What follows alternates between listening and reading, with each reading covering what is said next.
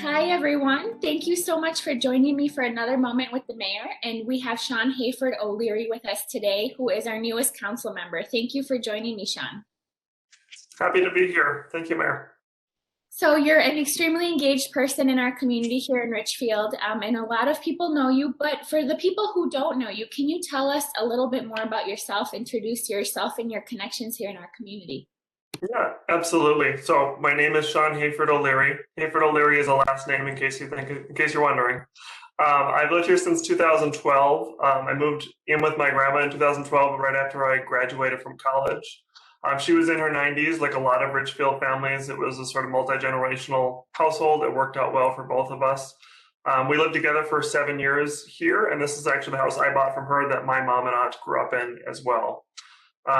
So I did, I grew up coming to Richfield, going to the Richfield pool as a kid, spending a lot of time here, especially in the summers and at Christmas. And actually both my siblings, although they did not stay in Richfield, lived in Richfield for a time after college. I'm trained as a city planner, although when I'm not doing Richfield stuff, my work is as a website developer. So that's sort of my day job in addition to the council.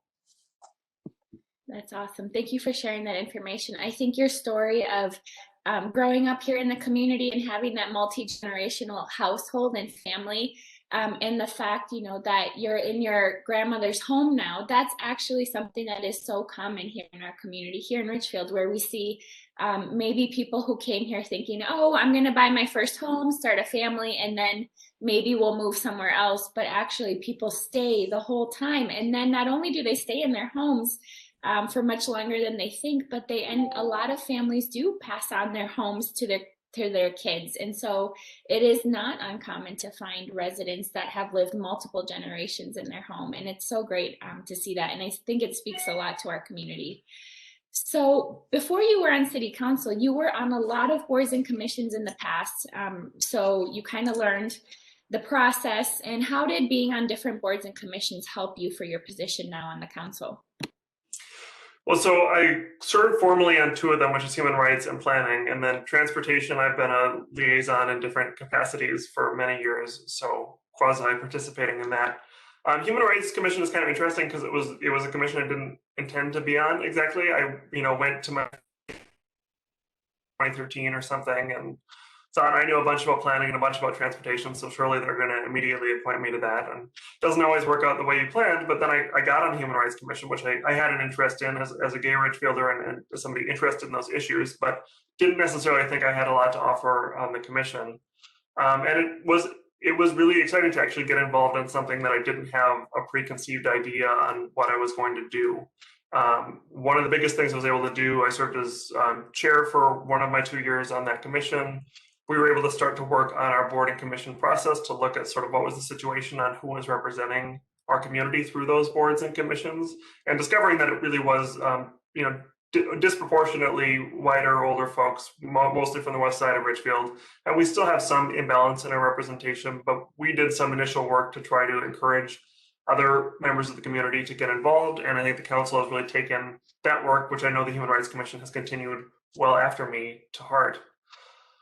And then the Planning Commission, which I served on for 6 years after Human Rights Commission, I think that was, it's almost, it operates like a mini council with less meetings in terms of the formality of the meetings, which took a lot of getting used to, really. If you're either the Human Rights or the Transportation Commission, you're people sitting around a conference table and just talking largely. And Planning Commission being much more of a traditional role at the council dais and so on, and conducting public hearings. And I think the biggest thing that I take with me from that, besides the specifics of city planning issues for the city, is this issue of balancing the needs of individual residents versus the needs of the city overall, and the challenge that people come to public hearings, people come to be spoken on planning projects. For better or for worse, the people we hear from are mostly opposed to a project, and they have understandable, real reasons for it. But oftentimes, despite those perfectly good, valid reasons, something is still in the interest of the city as a whole. So learning how to respect people's stories, trying to accommodate them as best we can, and making sure that something doesn't harm them, but still making sure that projects that benefit the city move forward. Absolutely. I love how you talk about the difficulty and the tension between your role on the planning commission. I would say in a nutshell, that's exactly one of the biggest tensions on city council, right? Is taking everything into account and balancing the impact of projects across the whole community, looking to the immediate impacts, but also to the long-term impacts. And so I can totally see how Planning Commission definitely got you ready for that part of the council. And the piece that you share about getting on the Human Rights Commission and not necessarily, having that as your first choice, but then really learning and growing in a new way that was unexpected. That's really great to hear. I do think that our planning commission, or our commissions in general, are such a great opportunity to grow our leadership, and that ideally would be, this leadership development space for our residents to explore what does it look like to be more connected to the city formally, and how to be that bridge between our residents and then the city government, and hopefully getting people excited and encouraged through that process to run for city council, to run for mayor, to run for other offices. So I would say your story is definitely an example of that, and we hope to have many more stories of diverse residents going through that process as well. So why did you decide to get involved in the community in the first place? A lot of people love Richfield, but it doesn't necessarily mean that they go above and beyond to get involved, but you have clearly done that. What inspired you to get involved? Well, to some extent, it was sort of already something I was used to, of being involved in the previous community that I lived in. But, when I first moved to Richfield, I was kind of laying low for a little bit. I wasn't sure exactly what I was going to do. I also wouldn't have expected in my first 2 months that I would still be here, almost a decade later. But the thing that really got me involved was I was living, again, with my grandma car-free for my first year, 15 months in Richfield, and seeing what a difficulty that was to get around the community by bike, taking the bus and so on. And that's an experience Richfielders have today, whether they are completely car-free or whether they're a household with more people who need to get around than cars. That was informative to me. I wanted to make a difference immediately for myself, and in the long run for people who depend on other ways to get around the community. So I got involved with a group of residents who were advocating specifically for the bike angle, but in general, alternatives to driving angle. That became Richfield Bike Advocates, and realizing the difference and importance, particularly the timing of that prior to some bigger street projects like Portland Avenue and 66th Street. So it was that advocacy streets that really got me initially involved, and then applying to the Transportation Commission, getting appointed to the Human Rights Commission, and getting other angles of involvement in the city from that.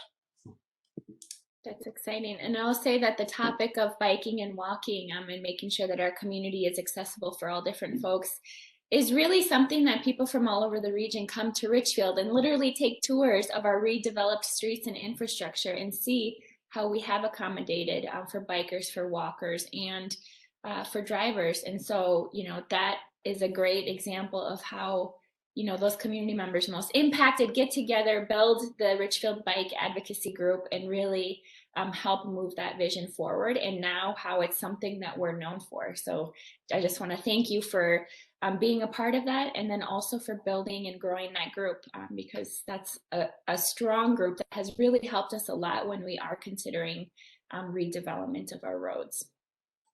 So you just ran your campaign in the middle of COVID, which I know is so different than a normal campaign.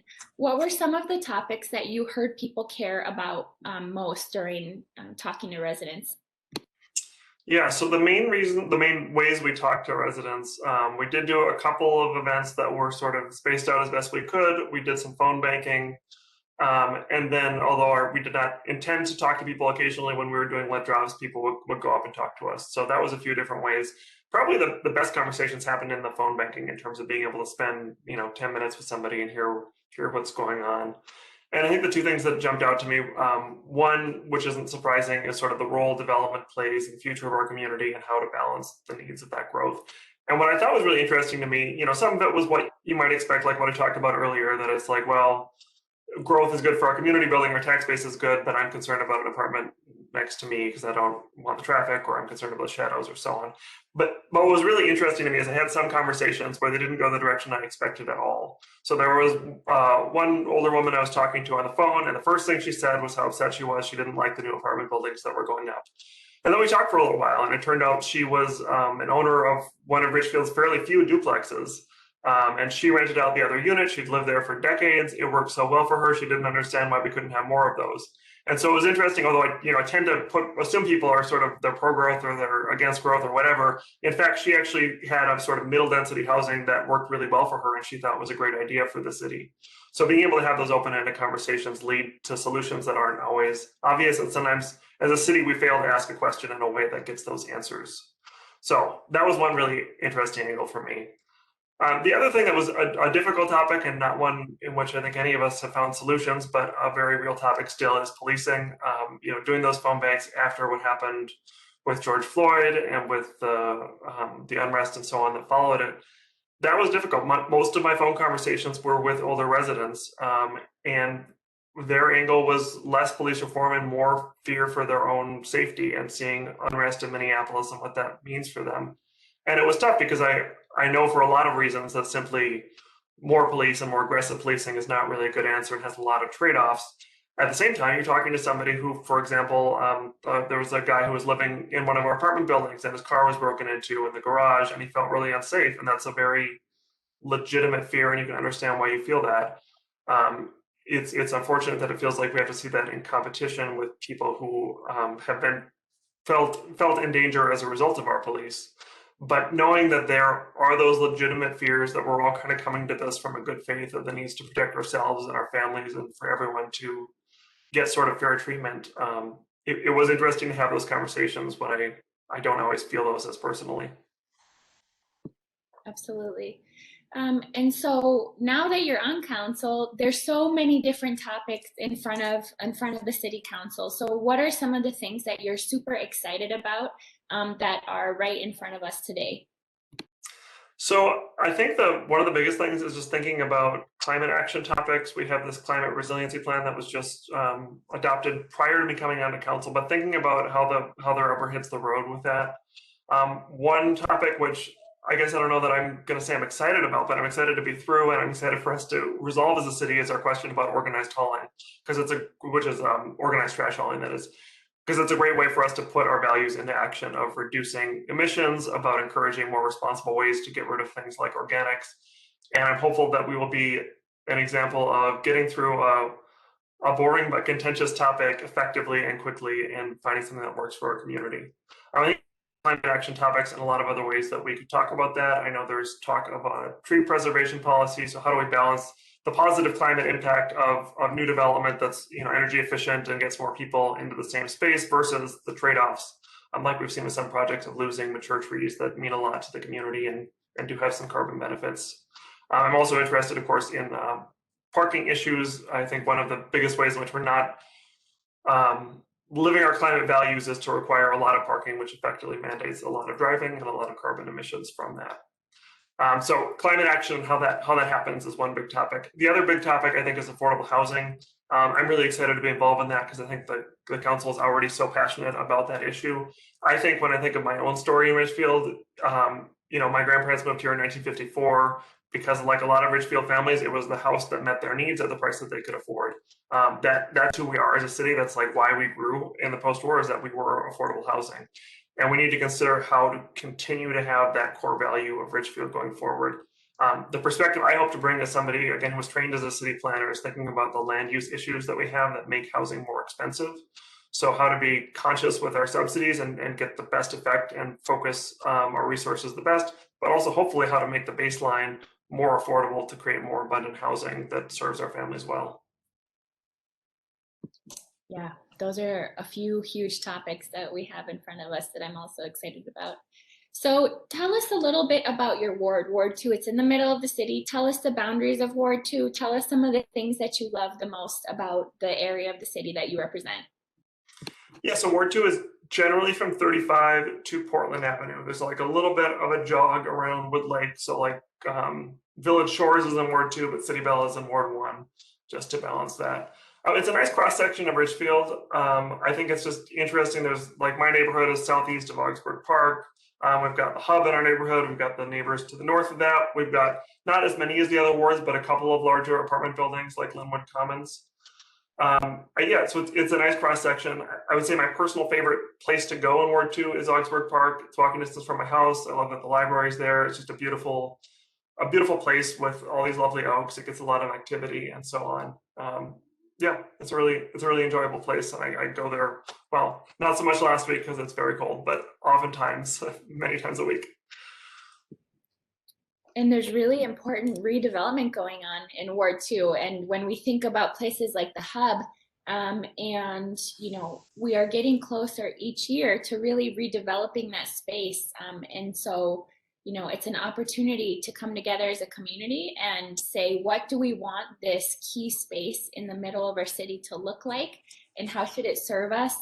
And that really does set the trajectory and the tone for the next 20, 30, 40, 50 years in our community. So there's some really key places in Ward 2 that we're going to work on together, hopefully soon. Yeah, and we've seen, I think it's interesting in our downtown Richfield area, we've seen some really substantial redevelopment, particularly in the 90s and early 2000s of like Woodlake Center, where the Hula Hands right. was, City Bella, and so on. And we haven't seen that attention on my side of the tracks, on the east side of the tracks. At the Hub, and I hope to see that change, and I hope to do everything I can as a city council member to support that happening, in a way that not only serves an immediate result, but gets us on the right track of that being a vital neighborhood for a long time to come. Absolutely. So if folks want to get in touch with you directly and just share their comments, questions, concerns, just get to know you overall, how can people communicate with you and connect with you? Best way, give me a call or text me, 612-605-8837. My email's on the city website as well, or I'm also on Facebook and Twitter. Just tag me. I think that's a good, oftentimes people have questions and they just throw a tag, and I check those every day or two and respond where I can. Great. Well, thank you so much, Sean, for sharing a little bit more about yourself, your passion for the city. Welcome to the City Council, and thank you for spending time with me today.